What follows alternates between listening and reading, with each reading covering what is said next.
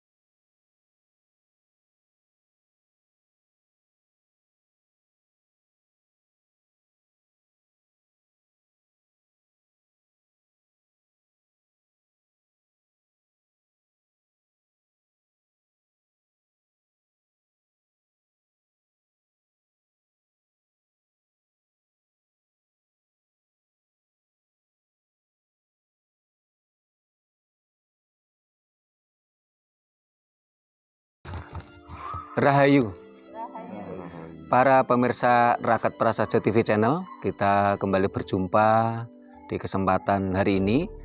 Hari ini kita di desa Janggranan. Jadi disinilah desa Janggranan inilah saya dulu dilahirkan. Jadi leluhur-leluhur saya dari desa Janggranan ini. Nah, di desa Janggranan ini kalau konon menurut cerita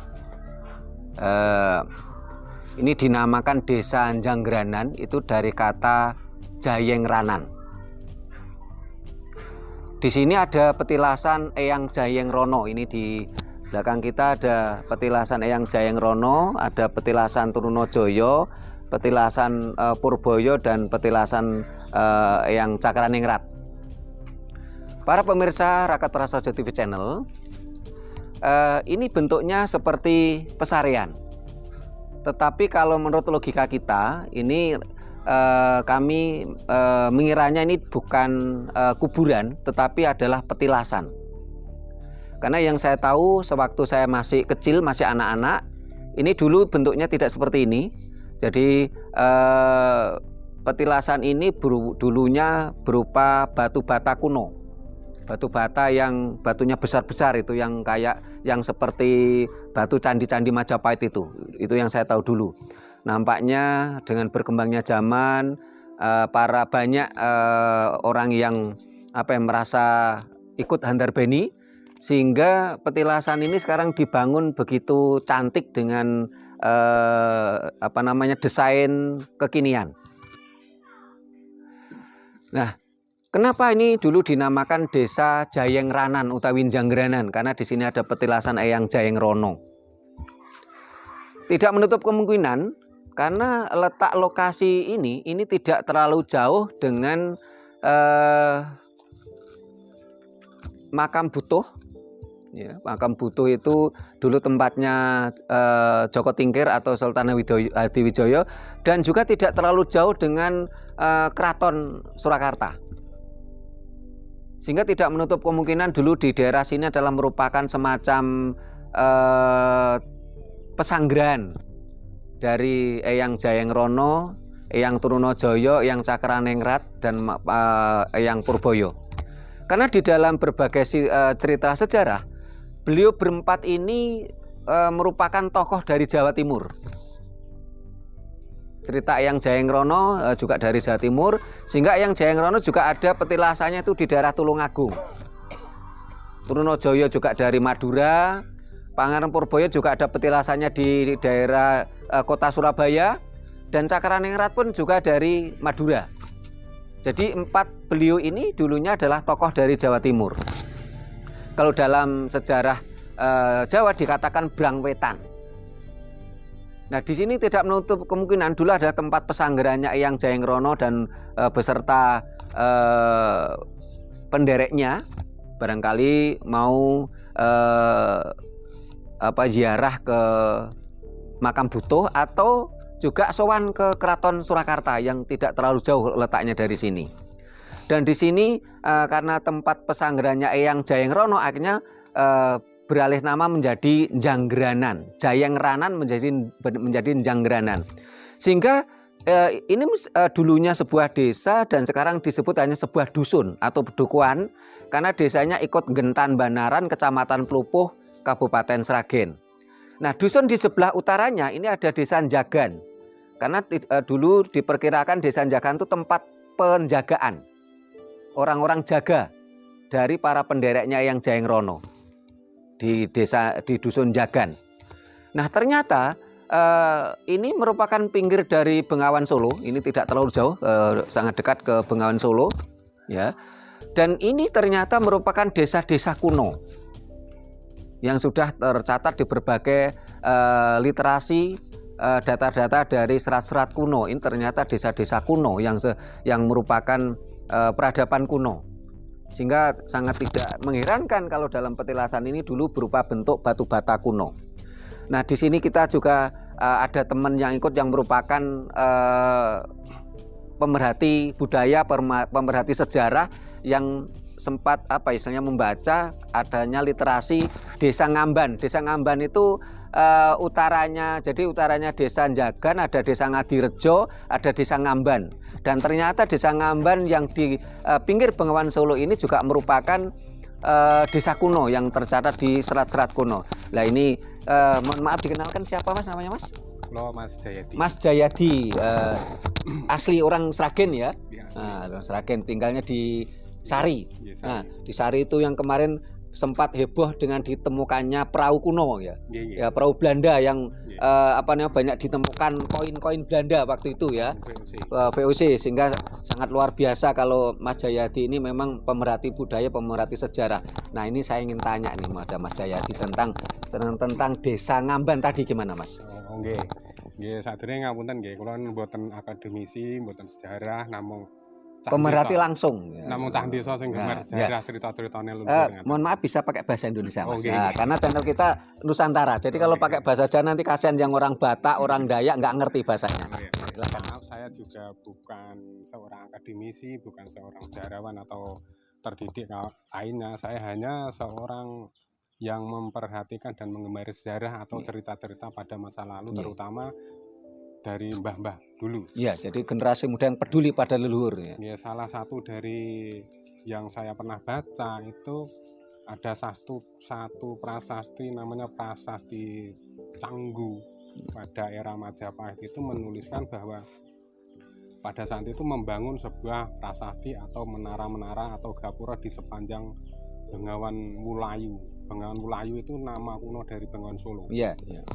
Bengawan Wulayu ini nama salah kunonya. Satunya yang dibangun itu di Iamban atau di Desa Ngamban. Di Desa Amban, Ki Amban. Tempat lainnya yang dibangun itu di I Kembu yang menjadi Kembu wilayah Gebang Keramat. Gebang Keramat, nggih. I Barang ada di Sambu Macan. Sambu Macan, nggih. Parahayungan ada di Gesi, nggih. Dan Pakatelan yang ada di Tangen. Dan salah satu yang terdeteksi secara nama dan masih itu I Amban sekarang yang berubah nama menjadi Ngamban. Sesuai dengan kebiasaan orang Jawa yang suka memudahkan pengucapan. Morfologi bahasanya ada perubahan. Dan bisa dipastikan bahwa desa I Amban atau sekitar sini itu perkampungan tua. Terbukti dengan batu bata kuno yang mungkin dulu masih tersebar di sini, dipastikan itu bukan pada era sekarang. Sebab batu era sekarang itu lebih kecil dan lebih tipis. Oke, sekian tambahan dari saya, monggo kula pasrah ke jenengan Ibu. Terima kasih Mas Jayadi ini. Ini ada tambahan Mas Eko ini? Ya seperti yang disinggung Mas Jayadi tadi. Untuk yang Prayungan ya. Parahayungan sekarang mungkin bermetaformosis menjadi nama Prayunan. Itu ada di pinggir Bengawan Solo, daerah masuk wilayah Kedungupit, Kecamatan Sragen juga. Itu di pinggir jembatan Sapen kalau orang Sragen mengatakan jembatan Sapen ya. Kalau Ngamban tadi kan ikut Desa Nggawan, Kecamatan Tanon. Itu kalau yang untuk desa Parahayungannya mungkin sekarang ya itu menjadi Prayunan. Sampai sekarang masih Prayunan ada. Itu ikut desa, ikutnya ke Desa Kedungupit, Kecamatan Sragen Kota. Hanya saja pinggir Bengawan ditemukan prasastinya. Kalau yang di Barang Sambu Macan itu ditemukan prasasti batu setinggi sekitar 1,5 meter. Dan itu sudah kita pernah gali, kemudian kita kembalikan. Yang oleh orang sempat itu menyebutnya sebagai Godostiaki. Karena memang bentuknya mirip dengan Godostiaki yang ada di toko-toko pewayangan. Kalau yang tempat lain itu kan seperti lingga berarti ya. Pakatelan, Pakatelan itu yang tercantum di Canggu itu sekarang menjadi Desa Katelan Tangen. Menjadi Desa Katelan, menjadi morfologi bahasa lagi. Sementara yang Parahayungan ini terdapat dua nama yang sama. Parahayungan Kedungupit dan Parahayungan yang ada di Jenar. Kalau Jenar itu sebelah utara Bengawan Solo. Kalau yang di Kedungupit itu sebelah selatan Bengawan Solo. Terima kasih Ki Jayadi sama Mas Eko. Memang kalau kita bicara tentang peradaban, manusia ataupun makhluk hidup apapun itu pasti butuh air. Sehingga setiap ada peradaban kuno rata-rata mesti dekat sungai, dekat mata air, dan inilah di pinggir-pinggir Bengawan Solo. Yang tadi nama kunonya apa tadi Mas Jayadi? Bengawan Wulayu. Saya pernah membaca dari beberapa literasi juga. Dulu Bengawan Solo ini airnya jernih. Ya. Bahkan pada masa kecil saya itu kita minum air sungai itu aman. Ini masa kecil saya, Pak. Saya ini lahir di desa ini, di Janggedanan ini, tahun 73 ya. 73 itu pernah masih mengalami minum air sungai yang jernih, tidak ada pencemaran. Tetapi bukan air sungai yang mengalir. Jadi di pinggiran Bengawan Solo itu kan ada padas ya. Ada padas, ada itu digerowongi itu, keluar airnya yang jernih itu. Wah, ini ya itu layak diminum gitu loh. Kalau karena sangat tidak tercemar. Biasanya belik di sepanjang sungai kan ya. ada. Nah, itu bisa dikatakan dengan istilah lain belik. Ya. Nah, sehingga selain bisa didapatkan air minum untuk kebutuhan rumah tangga, Bengawan Solo dulu juga merupakan tempat perdagangan, hilir mudik pedagang. Sampai akhirnya itu bahkan sampai masa Jepang itu masih bisa dinikmati suatu sarana perdagangan sampai lalu lintas air, jalur lalu lintas air, sampai akhirnya muncullah lagu Bengawan Solo. Ya. Cuman sayangnya saat ini Bengawan Solo pencemarannya luar biasa, ini yang menjadikan kita prihatin. Dan sangat tidak mungkin untuk dikonsumsi kalau sekarang. Bahkan ikan pun banyak yang mati. sampai ikannya berevolusi. Saya lihat kemarin ada ikan evolusi, itu ikan apa? Ikan sapu-sapu, itu ikan evolusi itu. Dan itu sebenarnya nggak layak dikonsumsi karena dia tercemar oleh limbah-limbah pabrik gitu loh. Nah, para pemirsa Rakyat Prasaja TV Channel, demikian tadi kita sebagai generasi muda, kita nyekar, kita ziarah, kita mendoakan leluhur kita, Eyang Jayeng Rono, Eyang Trunojoyo, Eyang Purboyo, dan Eyang Cakraningrat. Karena yang jelas, kalau kita selalu mendoakan leluhur, kita berbakti pada leluhur, tentunya leluhur pun tidak akan tega kepada kita. Saya yakin leluhur kita tidak akan tega pada kita sebagai keturunannya. Siapapun yang berbakti pada leluhur, pastilah hidup kita pun akan tentram, damai, sejahtera, dan makmur, bahagia. Karena itu kita mengajak semua pemirsa Rakyat Prasaja TV Channel di seluruh Nusantara, di seluruh dunia, termasuk yang kemarin hubung kita yang ada di Jerman, di Belanda ya. Saya sangat salut sekali, terima kasih perhatiannya pada leluhur walaupun sudah nun jauh di sana. Ini yang kita menjadi prihatin. Mereka yang di luar negeri, mereka tetap peduli pada leluhurnya. Sementara yang kita di sini banyak yang sudah lupa pada leluhurnya. Sehingga saya tadi sedih banget dulu, seingat saya di depan rumah saya itu dulu ada mata air kecil walaupun kemarau tidak kering airnya, tapi kecil mata air tadi. Setiap ada orang punya hajat itu selalu ada sajen didoai. Bukan berarti kita menyembah pedanyangan, tidak, tetapi kita merupakan sinergi harmoni dengan alam. Nah, saat ini ketika tadi saya pulang, mata air tadi sudah mati, sudah berganti tanaman menjadi tanaman padi, dan saya lihat sudah tidak ada lagi yang melakukan ritual di situ karena sudah berbeda nuansanya. Mudah-mudahan ini mengingatkan para generasi bangsa ini untuk sadar akan kembali pada leluhurnya. Kenapa? Karena kita ada di dunia ini karena leluhur kita, bukan karena sesuatu imajinasi yang kita sebut sesuatu yang masih belum nyata. Kita ada di dunia ini karena orang tua kita. Orang tua kita ada di dunia karena orang tuanya atau leluhurnya. Ini sesuatu yang tidak terbantahkan. Dan suatu saat nanti kita pun akan menjadi leluhur untuk anak cucu kita. Kalau saat ini kita mengkhianati leluhur kita, alangkah sedihnya kita pun nanti akan dikhianati anak cucu kita, keturunan kita. Terima kasih. Sampai jumpa di kegiatan lain waktu. Bila mana ada kata-kata kami yang kurang berkenan, ada tata krama yang tidak memenuhi, kami mohon maaf. Terima kasih. Rahayu.